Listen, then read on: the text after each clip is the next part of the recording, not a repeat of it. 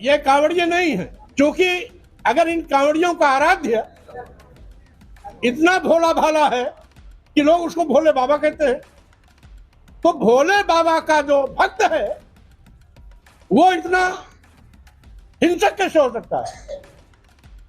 वो इतना बड़ा अपराधी कैसे हो सकता है? वो इतना बड़ा अराजक तत्व कैसे हो सकता है? वो इतना बड़ा गुंडा माफिया अपराधी कैसे हो सकता है? हो सकता है, बिल्कुल हो सकता है टॉमी प्रसाद। जब तेरे गुंडे कांवड़िए के भेष में घुसेंगे तो क्या फूल बरसाएंगे?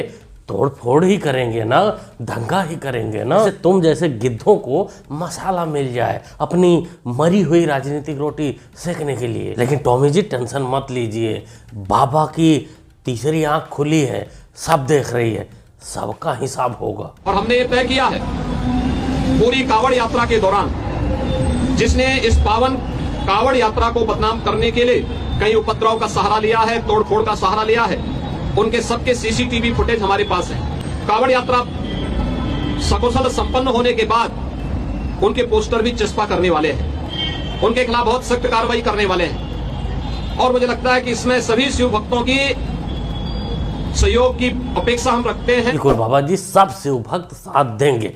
जो भी राक्षस कांवड़ को बदनाम करने के लिए, खंडित करने के लिए बीच में घुसाए गए हैं, सबका हिसाब आपको करना होगा। जैसे आपका फेवरेट स्टाइल है ना, जो जिस भाषा में समझेगा उसी भाषा में आप समझाएंगे, और साथ में उनके बाप को भी पकड़ कर लाएंगे कि ये राक्षस किसके द्वारा भेजे गए हैं। दोस्तों, अब की बार 2025 के कांवड़ में उत्तराखंड से जो तस्वीरें, जो वीडियो, जो न्यूज आ रहे हैं, वो दिल को सुकून देने वाले बिल्कुल नहीं। क्यों कहे तो उत्तराखंड की सरकार, धामी सरकार से ये उम्मीद बिल्कुल नहीं थी कि कांवड़ियों के साथ कुछ ऐसा वो करेंगे। जहां उत्तर प्रदेश में पुलिस प्रशासन सिस्टम सब लगा हुआ है कांवड़ियों को मदद करने में। पुलिस वाले उनके पैर दबा रहे हैं, उनकी सेवा कर रहे हैं, पानी की बोतलें दे रहे हैं, मतलब जो वो कर सकते हैं एक प्रशासनिक तौर पर सब कर रहे हैं। लेकिन उत्तराखंड में वहीं इससे उलट हो, कोई व्यवस्था नहीं है। कांवड़िए बता रहे हैं कि कोई व्यवस्था नहीं है, वहाँ की सरकार कुछ नहीं कर रही है, साथ में पुलिस को भेजकर उनको पिटवा रही है अलग से। अब ये किन लोगों को द्वारा किया जा रहा है, ये किन राक्षसों को खुश करने के लिए किया जा रहा है, ये तो भाई बाद में ही पता चलेगा। लेकिन इससे दुखद बात उत्तराखंड के लिए और कुछ नहीं हो सकती। ये जो मुख्यमंत्री योगी जी हैं, ये कपड़े पहनने से योगी नहीं हो सकते। कोई भी कपड़ा पहन ले, हम सब कपड़े पहन ले, आप पहन ले कपड़े वो नहीं। हाँ भाई, बिल्कुल मैं आपकी बात से बिल्कुल सहमत हूँ कि भगवा कपड़ा पहनने से कोई योगी नहीं बनता। जैसे टोपा लगाने से हर कोई मौलाना नहीं बनता। मौलाना बनने के लिए कई रातें गुजारनी पड़ती हैं मदरसे में। आपने कभी गुजारा? कई जगह कांवड़ियों के बेस में, मैं ये नहीं कहूँगा कांवड़ियों के बेस में जिन लोगों ने हिंसा की है वो कैमरे पे है। एक सीआरपीएफ के जवान को मारा गया। आप बताइए क्या ये सब ठीक है? किस आधार पे इसको जो है गवर्नमेंट डिनाई करेगी? तो ये सवाल है, इसका सवाल का जवाब सरकार को देना चाहिए। बिल्कुल नीलांश, सरकार की जिम्मेदारी है। सरकार ने कार्रवाई का भरोसा दिया है और कार्रवाई भी करेगी, ऐसी उम्मीद है। लेकिन दोस्तों, आपने सुना, ये पहली बार पूरे समाज को एक साथ नहीं जोड़ा, सारे कांवड़ियों को, सारे हिंदुओं को एक साथ नहीं जोड़ा। इसका कहना है कि जो लोग कांवड़िए के भेष में घुसे हैं, ऐसा ये बोलता नहीं है कहीं, लेकिन इसके बोलने के पीछे कहानी है। बोले ये वीडियो देखो। कौन जात हो, बहुत बड़ा मुद्दा है देश में, हर काम इसी से निर्धारित होता है। तो तमाम कांवड़िए हैं जो जा रहे हैं कांवड़ यात्रा पे, तो आप देखते हैं लंबी कतार है। कहाँ जा रहे हो आप लोग? बाबा धाम। क्या नाम है आपका? मुन्नालाल। पूरा नाम? मुन्नालाल। मुन्नालाल। कौन बिरादरी? पासी। एक आपने के लिए आगे निकली, बस बाई से बारी निकलती है। आपका क्या नाम है? अनरफी। अनरफी। पूरा नाम क्या है? अनरफी। कौन बिरादरी? यादव। यादव। जियो यादव जी जाओ। कौन बिरादरी? कौन बिरादरी? यादव। जियो। कौन बिरादरी? कौन बिरादरी? पासी। बहुत सही, आगे बढ़ो। कौन बिरादरी? कुम्हार। आगे बढ़ो, आगे बढ़ो। ढो, पालकी ढो। कौन बिरादरी? मौर्या जी। जियो मौर्या जी। कौन बिरादरी? यादव। बहुत सही, आगे बढ़ते रहो। यादव मौर्या। यादव जी, यादव जी, यादव जी। कौन बिरादरी? पासी।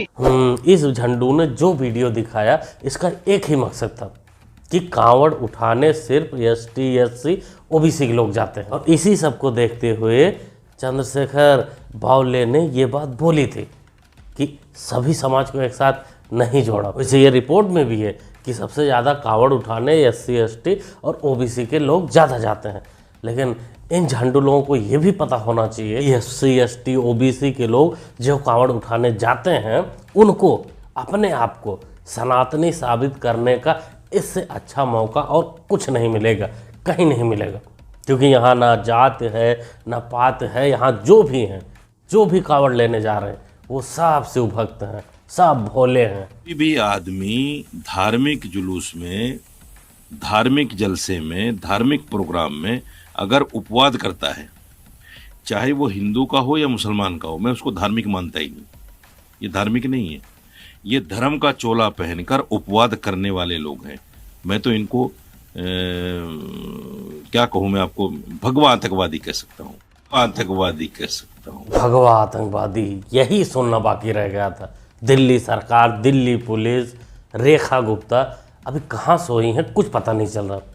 ये जाहिल मौलाना कुछ भी बोलकर चला जाता है, लेकिन इसके ऊपर अभी तक कोई कार्रवाई नहीं हुई है और ये हमेशा से इसके साथ यही होता आया है। ये टीवी पर बैठकर बोलता है, फिर चला जाता है, फिर 4 दिन बाद डिबेट में आता है। पता नहीं सरकार की क्या मजबूरी है, पुलिस की क्या मजबूरी है और इन टीवी चैनलों की क्या मजबूरी है कि इसको बार बार बुलाते हैं और ये ऐसी ओछी बयानबाजी करके चला जाता है सकुशल सेफ। कावड़ियों को भगवा आतंकी तो बोल देता है, लेकिन उसी कावड़िए को बदनाम करने के लिए जो इनके लोग, इनके साथी फेक न्यूज़ फैलाते हैं, उसके ऊपर ये लोग चुप्पी साध लेते हैं। अभी मुरादाबाद की घटना किस प्रकार से 3 लोग मिलकर कावड़ियों को बदनाम किए थे, बजरंग दल को बदनाम किए थे, एक पाकिस्तान की फेक वीडियो चलाकर, जिसमें लिखकर बताया गया था कि बजरंग दल वालों ने कावड़ के दौरान 50 मुसलमानों को मार दिया है। वो वीडियो पाकिस्तान का था, दिखाया गया था कावड़ को जोड़कर, जिसमें मानेसर, नदीम और मोहम्मद रईस को मुरादाबाद पुलिस ने गिरफ्तार भी किया। ये लोग नहीं बोलेंगे कि नहीं नहीं भगवा आतंकवादी नहीं होता, आतंकवादी ये हैं जो भगवा को बदनाम कर रहे हैं। वैसे यही कुछ हाल अपने अखिलेश मियाँ का भी है, वो भी डबल स्टैंडर्ड हमेशा रखते हैं।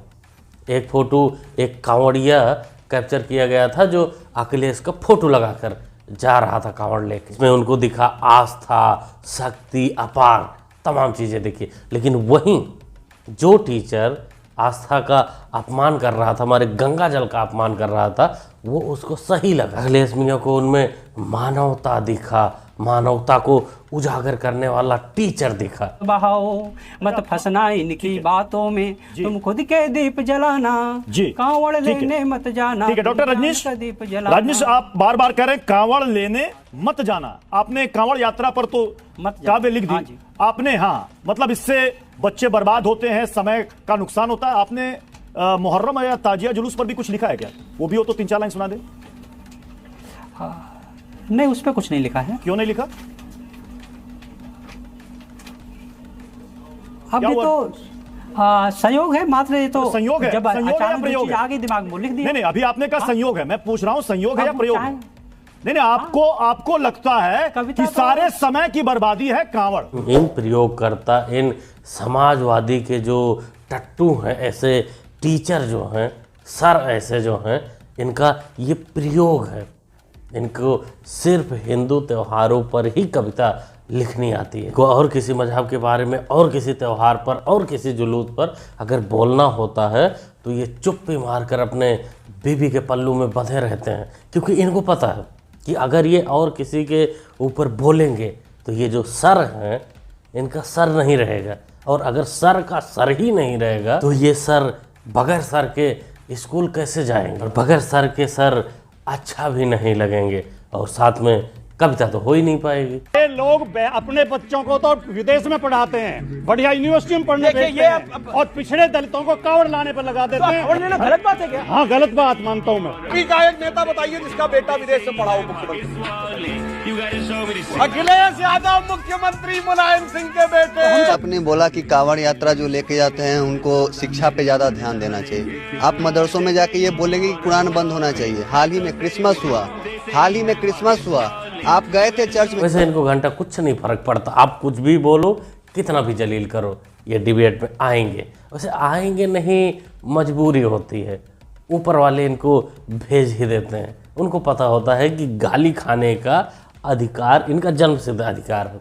इनको इनके मुंह पे फैक्ट के साथ इनको एक्सपोज करो, इनको कुछ भी बोलो, चप्पल जूता भी बजा दो, कोई फर्क नहीं, कल फिर वापस आएंगे वही जूता वही फैक्ट के साथ।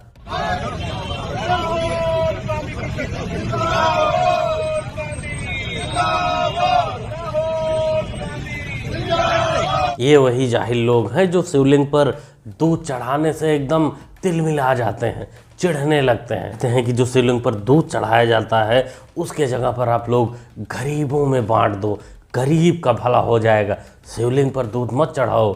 लेकिन यहाँ दोगलापंथी अलग लेवल की चल रही है कि 2027 में हम माननीय राष्ट्रीय अध्यक्ष जी को मुख्यमंत्री बना के रहेंगे। बिल्कुल बिल्कुल मुन्ना, इस 27 में बिल्कुल बना लेना, अखिलेश यादव को बना लेना। और इस पर अखिलेश यादव खुश भी बहुत होंगे, ट्वीट भी करेंगे कि देखो बच्चे ने कैसे बोला कि हम सीएम बनने जा रहे हैं। लेकिन वहीं एक टीचर जब बोलेगा कि बच्चे कावड़ लेके ना जाएं, स्कूल आएँ, तब उस पर डबल स्टैंडर्ड हो जाएगा।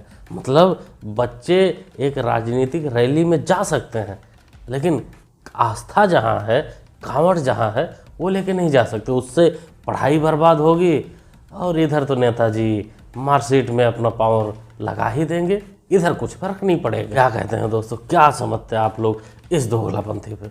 अपना ओपिनियन, अपना कमेंट जरूर लिखिएगा कि ओवरऑल पूरी वीडियो के बारे में आप जो भी सोचते हैं, ये कांवड़ को जिस प्रकार से बदनाम करने की कोशिश किया जा रहा है, इस पर आप लोग क्या सोचते हैं? अपना ओपिनियन कमेंट बॉक्स में ज़रूर लिखिएगा। मुन्ना भाई को सपोर्ट भी कर सकते हैं चैनल को सब्सक्राइब करके, जो कि होता है सब्सक्राइब करना बिल्कुल फ्री ऑफ कॉस्ट। और कुछ अलग वीडियो आपको मैं देता रहता हूँ टेलीग्राम पे, चाहे तो आप लोग इस QR कोड को स्कैन करके वहाँ भी जुड़ सकते हैं और देख सकते हैं। मिलते हैं अगले वीडियो।